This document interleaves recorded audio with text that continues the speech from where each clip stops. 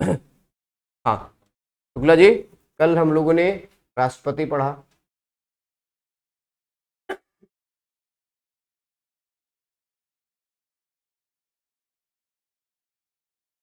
उपराष्ट्रपति पढ़ा,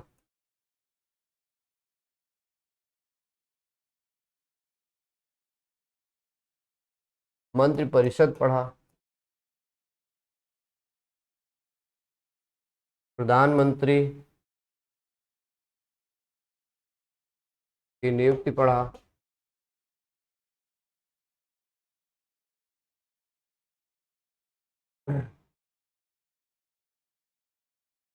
और इसके बाद हम लोग पहुंच गए थे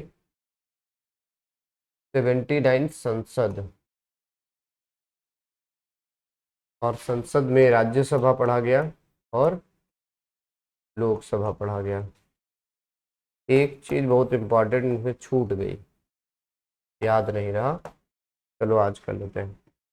तो ये शुक्ला जी बताइए, राष्ट्रपति भारत का एक राष्ट्रपति होगा, ठीक है। समस्त संघीय कार्यपालिकीय शक्तियां राष्ट्रपति में निहित होंगी, उनका प्रयोग वह स्वयं अथवा अपने अधीनस्थों के द्वारा करवाएगा। वह तीनों सेनाओं का मुखिया होगा। राष्ट्रपति का निर्वाचन दिया गया 54 में बताया गया। राष्ट्रपति के चुनाव में वोट कौन कौन डालेगा, बताइए शुक्ला जी। राष्ट्रपति के निर्वाचित सदस्य, हाँ, राष्ट्र लोकसभा राज्यसभा और राज्य विधानसभाओं के निर्वाचित सदस्य। बबलू भैया थैंक यू, थोड़ा जल्दी ले आया करो, बाउंस होने लगते हैं सुबह सुबह। तो शुक्ला जी को भी चाय पिलवा ही दो, अभी कुछ चाय चाय कर रहे थे, मैं समझ नहीं पाया। अच्छा कुछ और बात कर रहे थे। मनोनीत जो है इलेक्शन में वोट नहीं डालते हैं, जब सदन से हटाया जाता है, इम्पीचमेंट लगता है। तो कल मैंने आपको ये बताया तो था कि ये बारात जाने वाले लोग नहीं है, लेकिन अंतिम संस्कार में जरूर साथ में रहते हैं। कभी अभियोग आएगा तो हाँ हाँ हाँ ठीक। कार्यकाल 5 वर्ष, इससे पहले 3 तरीके हैं, इस्तीफा दे सकता है, और हाँ महाभियोग लगाकर हटाया जा सकता है, या डेथ हो सकती है। कितनी बार कोई राष्ट्रपति भारत का बन सकता है, कितनी भी बार बन सकता है, ठीक। महाभियोग संसद द्वारा लगाया जाएगा। महाभियोग सिर्फ एक आधार पे लगाया जाएगा, आधार कौन सा, सिर्फ वायलेशन ऑफ कॉन्स्टिट्यूशन, ठीक। उपराष्ट्रपति क्या है, भारत का एक उपराष्ट्रपति जो, हाँ अरे बताए तो हैं 1/4 सदस्यों के होने चाहिए। अच्छा आपको पता है ये बात, अच्छा अच्छा ओके ओके। महाभियोग में 2-3 चीजें इंपॉर्टेंट, सूचना 14 दिन पहले दी जाएगी, जिस सदन में आएगा उसके 1/4 सदस्यों का जो है प्रस्ताव पर हस्ताक्षर होना चाहिए। ये महाभियोग का प्रस्ताव किसी भी सदन से 2/3 बहुमत से ही पास होना चाहिए। दोनों के लिए ही ना, उपराष्ट्रपति के लिए भी, उपराष्ट्रपति में नहीं, उपराष्ट्रपति राज्यसभा द्वारा हटाया जाता है, ठीक, उपराष्ट्रपति में नहीं। अब मंत्रिपरिषद की बात करी थी हम लोगों ने कि संघ की एक मंत्रिपरिषद किस आर्टिकल में है शुक्ला जी, 74 में है। संघ की एक मंत्रिपरिषद होगी, राज्यसभा के जो है बहुमत से हटाया जाता है, नहीं कोई रोल नहीं। उसमें सामान्य प्रस्ताव से जो है हटाया जाता है, वहां महाभियोग नहीं होता है, उसको नहीं, कोई टर्मोलॉजी नहीं है उसकी। हाँ हाँ इनका भी कार्यकाल 5 साल, लेकिन चूंकि नहीं नहीं नहीं, अरे ये नहीं, देखिए कार्यकाल का मैं एक बार बता दे रहा हूँ, सुनिए।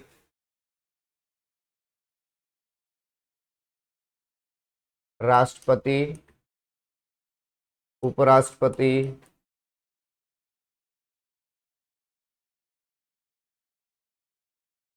प्रधानमंत्री, सॉरी मुख्यमंत्री, राज्यपाल, राष्ट्रपति बनेगा कितने साल पे, 35 साल तक, रहेगा कितने साल तक, 5 वर्ष तक। सेम यहाँ भी है, बनेगा कब, 35 साल तक, रहेगा कितना, 5 वर्ष तक। बन सकता है 25 वर्ष तक, रहेगा कितना, 5 वर्ष तक। बन सकता है 25 वर्ष में, रहेगा कितना, 5 वर्ष। बन सकता है 35 वर्ष, रह सकता है 5 वर्ष या इससे अधिक, जो सरकार डिसाइड। राज्यपाल का जो पद होता है वो प्रसाद पर्यंत होता है, लेकिन सामान्य कार्यकाल उसका 5 वर्ष का होता है। चलिए, जो छूट गया था वो ये है, आर्टिकल 76 छूट गया और हमारे ध्यान में ही नहीं आया, तो ये बहुत इंपॉर्टेंट होता है। ये है attorney general of India, Bharat का महान्यायवादी। लिख लीजिए, अनुच्छेद 76, इसका आर्टिकल भी पूछा जाता है। अनुच्छेद 76, अटॉर्नी जनरल ऑफ इंडिया। लिखिए, इसमें एक लाइन लिख लीजिए, राष्ट्रपति सर्वोच्च न्यायालय का न्यायाधीश नियुक्त होने की योग्यता रखने वाले व्यक्ति को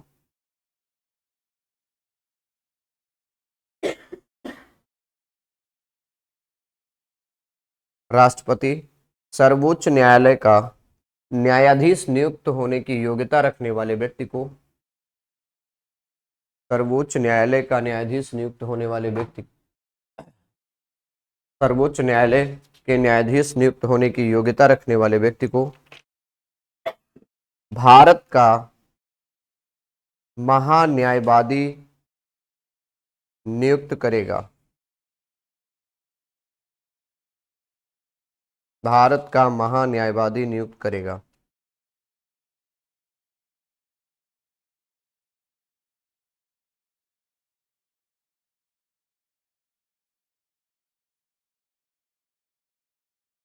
वह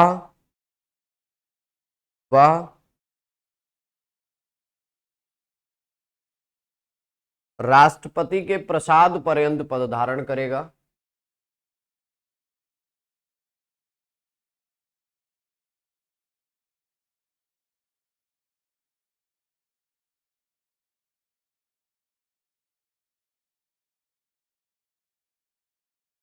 वह भारत का प्रथम विधि अधिकारी कहलाएगा।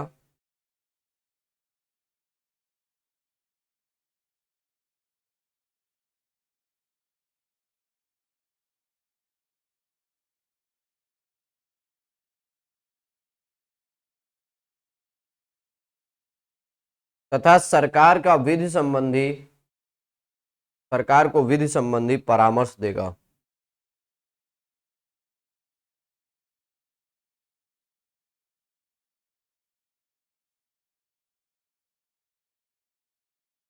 वह भारत के राज्य क्षेत्र में सभी न्यायालयों में सुनवाई कर सकता है।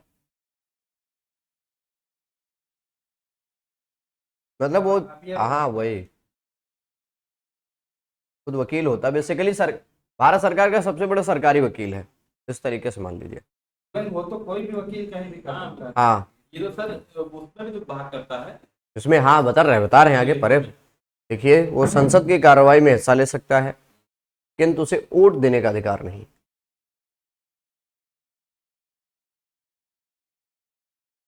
इसका कोई निश्चित कार्यकाल नहीं होता, ध्यान रखिएगा।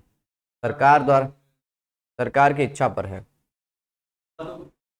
अरे कैबिनेट मंत्री का दर्जा मिलता है इसको। प्रधानमंत्री की सलाह पे इसको जो है एक्चुअली राष्ट्रपति, जहां जहां आपने कहेंगे कि जहां जहां ये है राष्ट्रपति करता, वहां कुछ राष्ट्रपति नहीं करता है, वहां सब प्रधानमंत्री करता है। राज्यपाल की नियुक्ति कौन करता है? हम लोग पढ़ते हैं राष्ट्रपति करता है, लेकिन वास्तव में करता कौन है?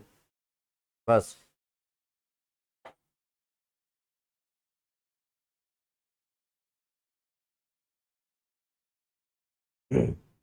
इससे सवाल ये पूछा जाता है कि किस आर्टिकल में है और भारत सरकार का प्रथम विधि अधिकारी किसे कहा जाता है।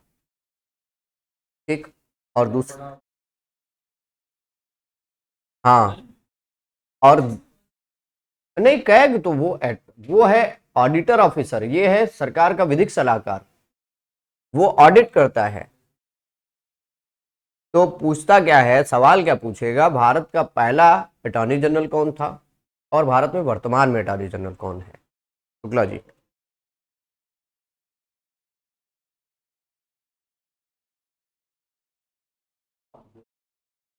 भारत में वर्तमान अटॉर्नी जनरल कौन है और पहला कौन था? ये होमवर्क है आपके लिए, ढूंढ लीजिएगा, होमवर्क है। HW है, हाँ।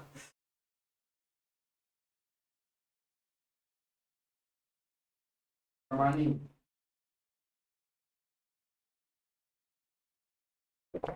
शुक्ला जी, उत्तर प्रदेश में कौन है, जल्दी बताइए। एडवोकेट जनरल कौन है? ऐसे ही राज्य में एडवोकेट जनरल होता है, अजय मिश्रा है, अजय मिश्रा। पहले राघवेंद्र सिंह थे, उनके जगह पे अजय मिश्रा हुआ है।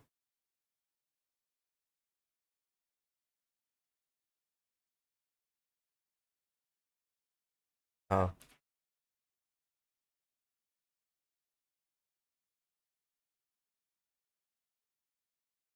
जो पद केंद्र में अटॉर्नी जनरल का है वही पद राज्य में एडवोकेट जनरल का है। अजय मिश्रा है उत्तर प्रदेश में। पहले थे वो राघवेंद्र प्रताप सिंह थे, अब अजय मिश्रा है। अच्छा, आपके गांव क्या है? हाँ, सब जितने पावरफुल लोग हैं सब ऐसे ही पहुंच जाते हैं। जो एडिशनल एडवोकेट जनरल हैं वही आपके घर के पास रेलवे लाइन किनारे रहते हैं, वीके शाही। रेलवे लाइन किनारे नहीं, आपकी कॉलोनी के बगल में। देखते हैं वहाँ डीएम एसपी हमेशा खड़े रहते हैं, गाड़ी बहरे खड़ी रहती।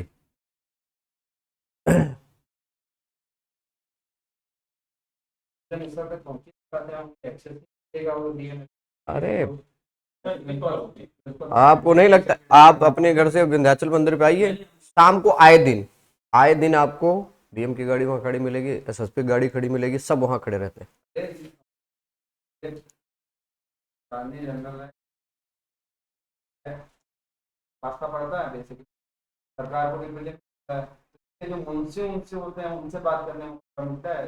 हमारा एसपी डीआईजी भी डीआईजी भी जाए तो देखिए, कल मैंने आपको एक बात बताई थी, कल राज्यसभा बताया और लोकसभा बताई। ठीक, तो राज्यसभा 80 में बताई, लोकसभा 81 में बताई। राज्यसभा स्थायी सदस्य सदन है और लोकसभा अस्थायी सदन है। लेकिन जब प्रथम सदन और द्वितीय सदन आएगा तो प्रथम लोकसभा होता है, प्रथम लोकसभा है। राज्यसभा उच्च सदन है, लोकसभा निम्न सदन है, लेकिन प्रथम और द्वितीय सदन जब भी पूछा जाएगा तो प्रथम लोकसभा है और राज्यसभा द्वितीय सदन है। ठीक, राज्यसभा के सदस्य का कार्यकाल 6 वर्ष, लोकसभा के सदस्य का कार्यकाल 5 वर्ष, राज्यसभा का कार्यकाल अनिश्चित, लोकसभा का कार्यकाल 5 वर्ष। नहीं है सब? एक्चुअली वहां पे लिखवा रहे थे, ये रिकॉर्ड होता है तो ये चाहिए होता है कि हमको। ठीक, अब लिखना नहीं लेकिन समझ लीजिए, हमने कल आपको बताया था कि लोकसभा और विधानसभाओं की जो सीटें होती हैं वो जनगणना पर आधारित होती है। तो भारत में हर 10 साल पे जनगणना होती है। पहली बार जनगणना कब हुई थी? 1872 में। कौन था गवर्नर जनरल? लॉर्ड मेयो था। उसके बाद जो नियमित जनगणना प्रारंभ हुई वो 1881 से। 1881 में Lord, very good, Lord Ripon थे। लॉर्ड रिपन के समय से हुई। भारत में जो 2011 की जनगणना हुई है ये 15वीं जनगणना। और हाँ, आज़ादी के बाद ये हाँ हाँ, नहीं, छठी सातवीं नहीं, शायद 8वीं 9वीं कुछ ऐसे ही है। अरे उससे नहीं मतलब है। तो कहने का मतलब है, आर्टिकल 82 क्या कहता है? आर्टिकल 82 कहता है कि प्रत्येक जनगणना के पश्चात इन सीटों का, यानी कि जो प्रतिनिधित्व है, इसका पुनर्निर्धारण किया जाएगा। अर्थात भारत में जो प्रतिनिधित्व की व्यवस्था है वो हर साल जो है, हर 10 साल पे रिव्यू किया जाना चाहिए।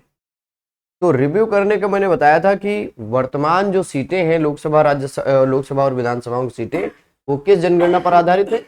1971 की जनगणना पर आधारित है। तो आर्टिकल 82 के अनुसार तो हर साल बदलना चाहिए। अभी 552 है, 343 है, तो हर साल बढ़ जाना चाहिए। लेकिन ये बड़ा जटिल काम है, इसलिए बढ़ाया नहीं गया है। हर साल इसका क्या अमेंडमेंट कर दिया जाता है और एक्सटेंड कर दिया जाता है। अब है 2026 तक के लिए कहा गया है कि 2026 तक सीटें नहीं घटाई बढ़ाई जाएंगी। ठीक, लेकिन इसके अनुसार हर 10 साल पर होना चाहिए। लेकिन संवैधानिक प्रावधानों के अनुसार कहा गया है कि 2026 तक ऐसा कोई कुछ नहीं किया जाएगा।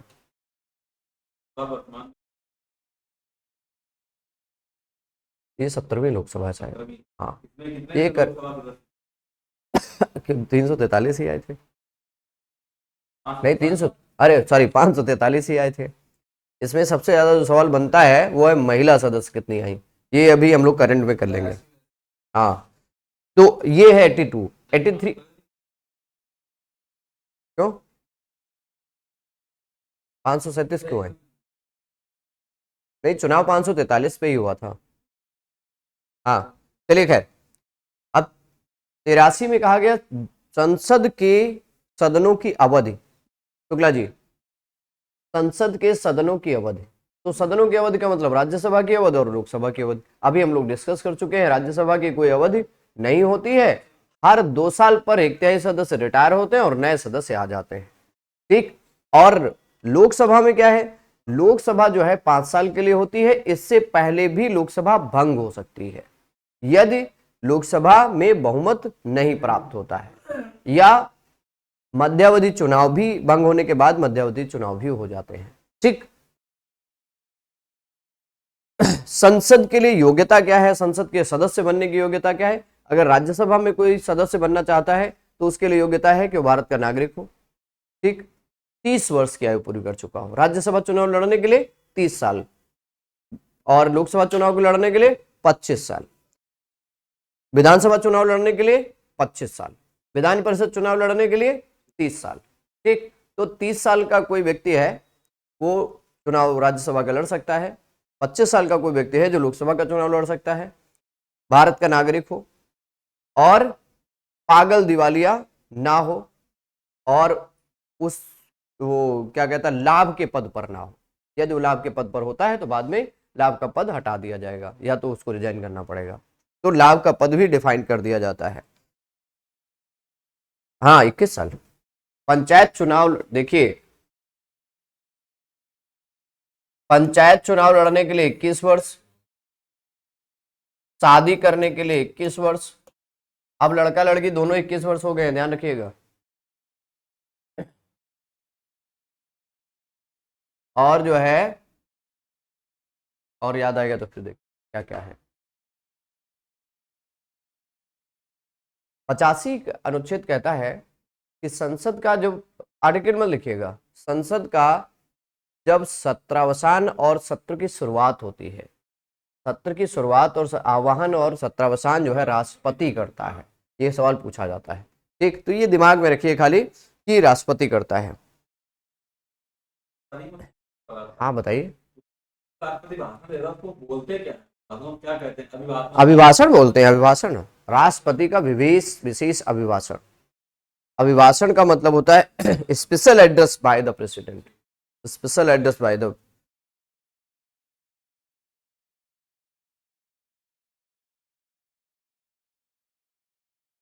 लोकसभा सचिव करता है। हाँ हाँ, एक्चुअली क्या वो अपना कुछ बोलता ही नहीं है, वो बोलता है सरकार की खूबी बोलता है, सरकार जो देता लिख के वो पढ़ देते हैं, ठीक। 85 में मैंने बताया कि राष्ट्रपति सत्र का क्या करता है, हाँ, सत्र का सत्रावसान, विघटन और हाँ ये करता है।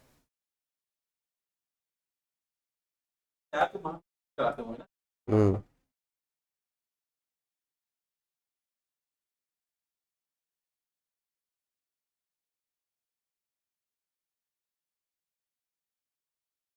राज्यसभा का जो सभापति और उपसभापति होता है उसमें हम लोग डिस्कस कर चुके हैं कि सभापति कौन होता है, उपराष्ट्रपति, और जो उपसभापति होता है उसे राज्यसभा के सदस्यों द्वारा चुना जाता है और वो तब तक ही मेंबर रहता है जब तक वो राज्यसभा का सदस्य रहता है। मतलब उपसभापति वो तब तक ही रहेगा जब तक वो राज्यसभा का सदस्य है। जिस दिन उसका राज्यसभा का सदस्य का जो कार्यकाल खत्म हो जाएगा उसी दिन वो उपसभापति के पद से हट जाएगा।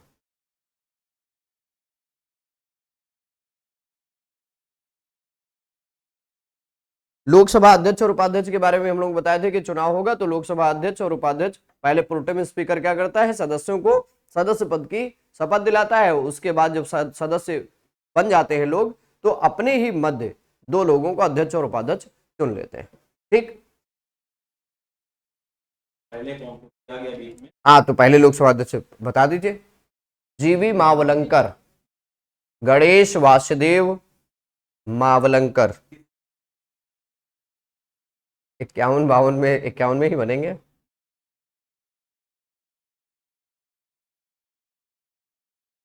हाँ ये पूछता ही है, ये बहुत कॉमन सवाल है। मावलंकर, गणेश वासुदेव मावलंकर है।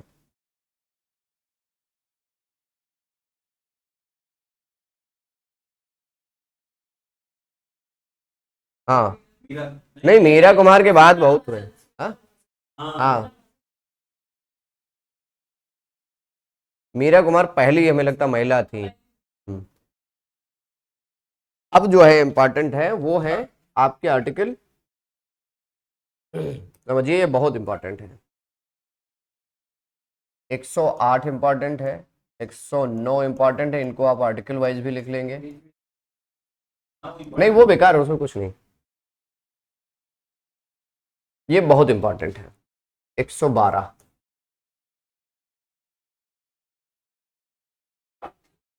ये है संयुक्त बैठक।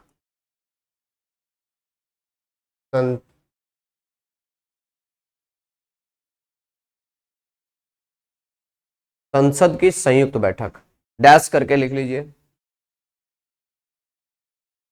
संसद की संयुक्त बैठक में डैश करके लिखिए।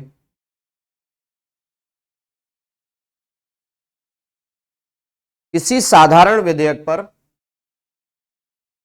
साधारण विधेयक को अंडरलाइन कर लीजिएगा क्योंकि यही कंफ्यूज करता है। किसी साधारण विधेयक पर लोकसभा और राज्यसभा के मध्य मतभेद होने पर,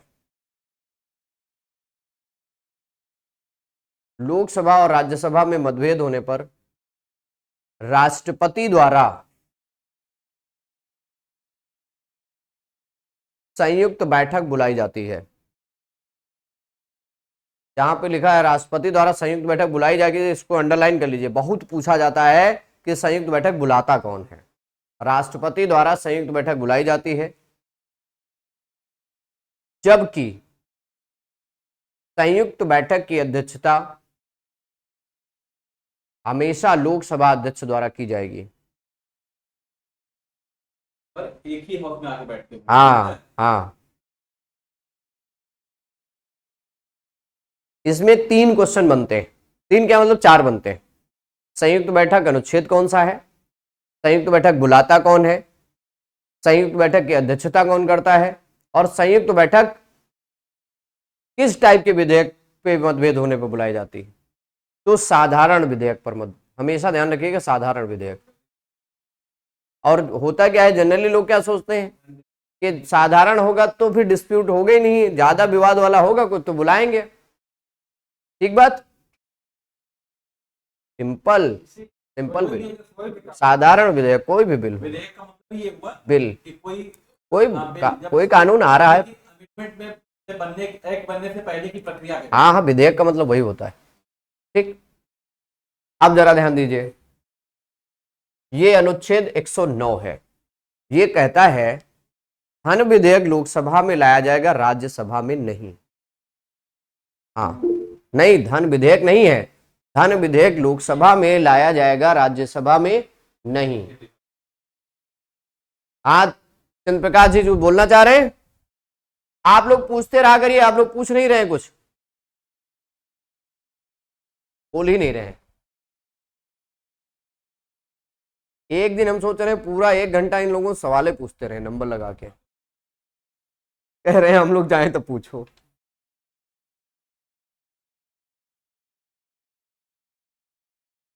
आज अगर रात में टाइम मिलता है तो आज हम लोग पॉलिटिक्स रात में, हाँ बहुत जरूरी है, कम से कम क्वेश्चन ही पूछ लेंगे रोज रात में। अगर हम 9 से 10 1 घंटा खाली प्रश्न पूछ के डिस्कस कर लेते हैं, हाँ हाँ जो भी रहेगा आने वाले पूरे एग्जाम पैटर्न पे। हाँ ठीक, जरा ध्यान दीजिएगा, ये आपको कंफ्यूज इसलिए करेगा क्योंकि ये कहा गया कि जो धन विधेयक है कहाँ लाया जाएगा।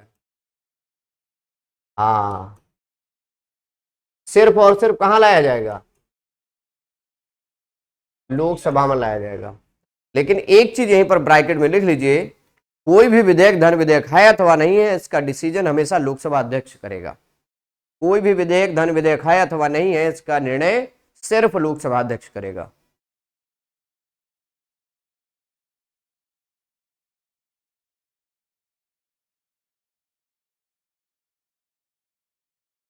अभी बता रहे मतलब आप शुक्ला जी, हमने 108 से 112 लिखा है।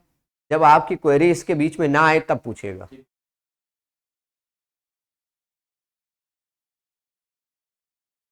आप समझिए,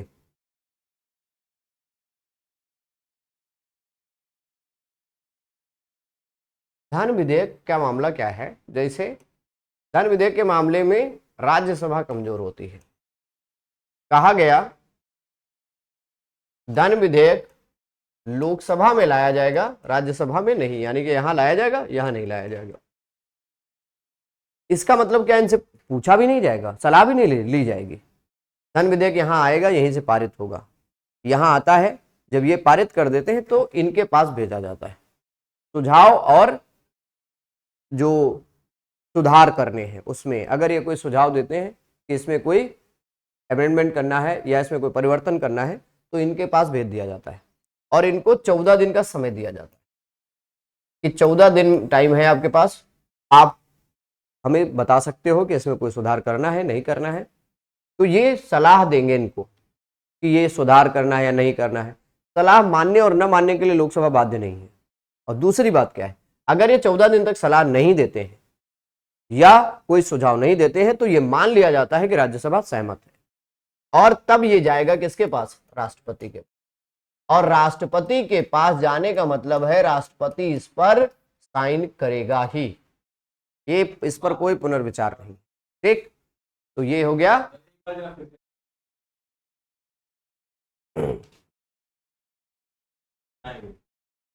अभी पूरी बता दे रहे हैं क्योंकि यहीं से आगे फिर बताना है।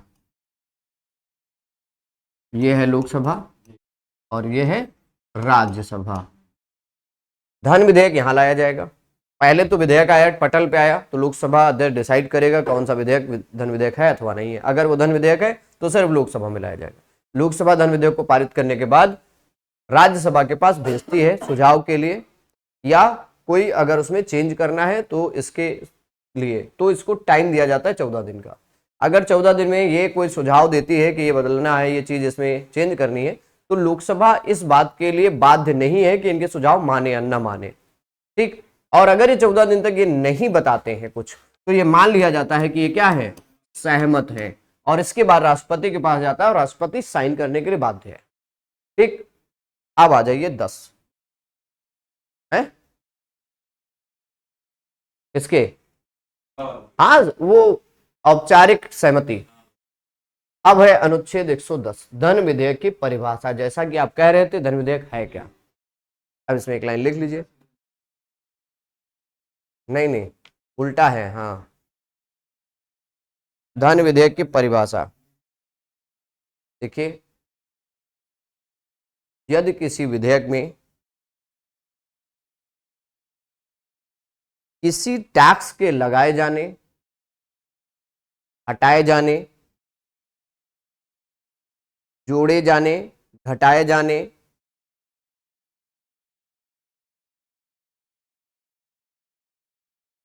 कम किए जाने या बढ़ाए जाने के प्रावधान हैं,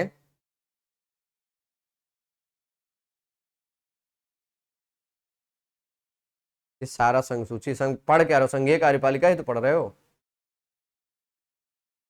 भाग 5 पढ़ रहे हो।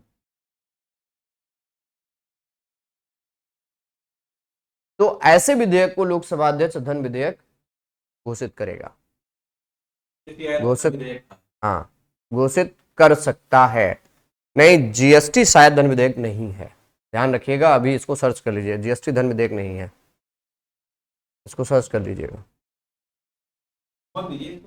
हाँ, होमवर्क है, होमवर्क है, शायद नहीं है, ध्यान रखिएगा। जीएसटी सारे टैक्सेस की जगह पे लाया गया है। बारिश होने वाली है क्या? 2 दिन के लिए मौसम को बताया मौसम विभाग ने, बारिश हो सकती है। अरे अभी इसको सर्च कर लीजिए, जीएसटी धन विधेयक है अथवा नहीं है।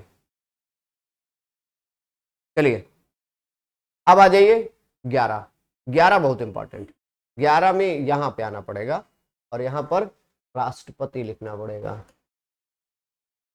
11 है क्या कि संसद जो है किसी कानून को पारित कैसे करता है, यानी कि संसद द्वारा पारित होने वाले कानून की प्रक्रिया। तो संसद कानून पारित करता है कि पहले कोई भी बिल प्रस्ताव के रूप में आता है, यानी कि बिल आएगा जिसे हम विधेयक कहते हैं, ये बिल है। बिल किसी भी सदन में पहले आ सकता है, एक सदन पारित करेगा तो दूसरा पारित कर देगा, इधर से पारित हुआ तो यहां पारित करेगा और फिर राष्ट्रपति के पास हस्ताक्षर के लिए जाएगा। अब राष्ट्रपति के पास हस्ताक्षर करने के लिए इसके पास 3 प्रकार के वीटो पावर है। राष्ट्रपति अगर कोई बिल जाता है तो इसको फिर से वापस पुनर्विचार के लिए भेज सकता है, ठीक।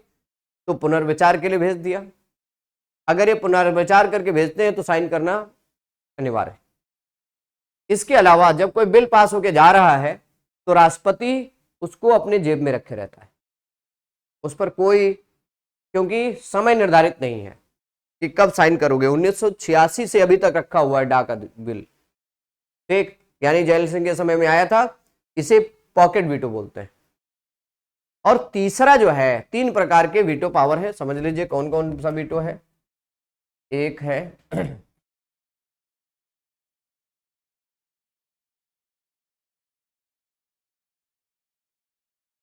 पुनर्विचार वाले को क्या बोला जाता है, एक है जेबी वीटो, इसे पॉकेट वीटो बोला जाता है।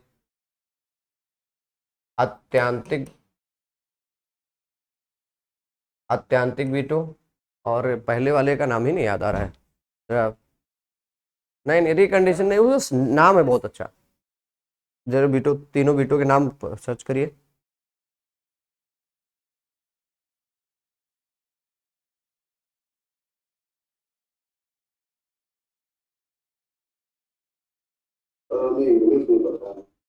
हाँ बताइए, इंग्लिश में बताइए तो हमें याद आ जाएगा।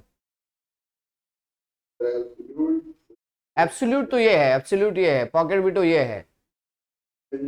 अरे हाँ हाँ, सस्पेंसिव वीटो, ठीक, सस्पेंसिव हिंदी में बोलते हैं। हाँ, अरे हिंदी में डालिए, वीटो डालिए, राष्ट्रपति के वीटो, बस खाली आ जाएगा। पहला है, मुझे याद नहीं आ रहा, बहुत अच्छा नाम है।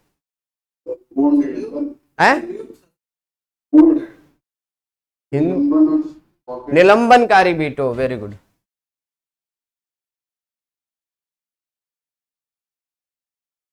ये जो है सस्पेंसिव वीटो है, ये पॉकेट वीटो है, ये एब्सोल्यूट वीटो है। अब इसमें फर्क क्या है तीनों में, ये जो मैंने आपको बताया कि दोनों सदन बिल को पारित करके राष्ट्रपति के पास भेजते हैं तो राष्ट्रपति क्या करता है, इसको वापस भेजता है कि पुनर्विचार के लिए, तो इसे बोलता है सस्पेंसिव वीटो। दूसरा, जब ये पारित करके भेजते हैं तो उसे जेब में रखे रहता है, तो ये कहलाता है पॉकेट वीटो। ये वीटो भारतीय जो पॉलिटिकल सिस्टम है उसमें बहुत सूट नहीं करता है, लेकिन मैं बता दे रहा हूं होता क्या है। जैसे अभी मान लो मोदी की सरकार है और मंत्रिपरिषद मोदी का है, कोई बिल लाती है, मोदी सरकार कोई बिल लाती है और बिल यहां से पास होकर राष्ट्रपति के पास चला जाता है, ध्यान रखिएगा, दोनों सदनों से पास होकर राष्ट्रपति के पास चला जाता है, राष्ट्रपति ने अभी साइन नहीं किया, और इसी बीच चुनाव हो गए, लोकसभा के चुनाव हुए और सरकार बदल गई, कांग्रेस आ गए, राहुल गांधी आ गए, और राहुल गांधी क्या करें, अभी साइन तो हुआ नहीं है, तो राहुल गांधी फिर अगर राष्ट्रपति से ये कहें कि इस पर आप साइन मत करो, तब राष्ट्रपति के अपने विवेक का है, अधिकार होता है कि वो उस पर साइन करे या ना करे। इस वीटो, इस तरीके की प्रक्रिया को बोलते हैं एब्सोल्यूट वीटो। तो तीनों वीटो समझ में आए।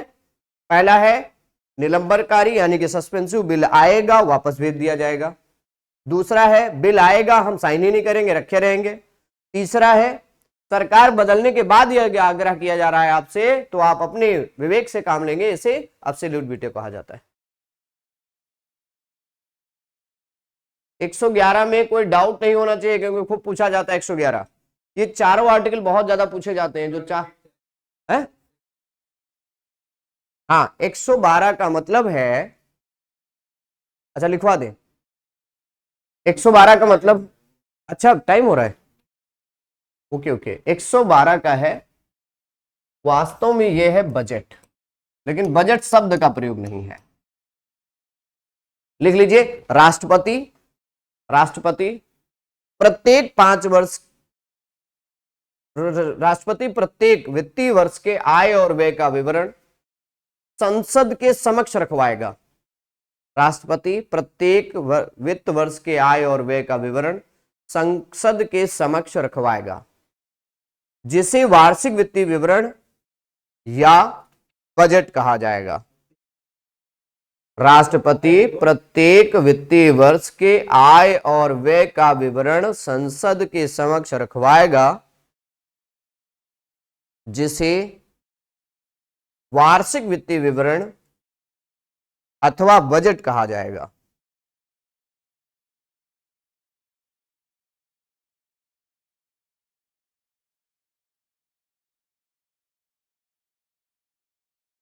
ठीक है, तो ये जो है ये बजट है। अच्छा आप लोगों को लेट हो रहा है, चलिए कल चर्चा करेंगे क्योंकि तो ऑफिस वाले लोग हैं। ठीक है, हर्षित भैया समझ में आ रहा है? अच्छा हाँ, आप तो जान ही रहे हैं सब, बहुत अच्छा। ठीक है ठीक है, ओके। बताओ दिव्या क्या बात है? अच्छा ठीक है ठीक।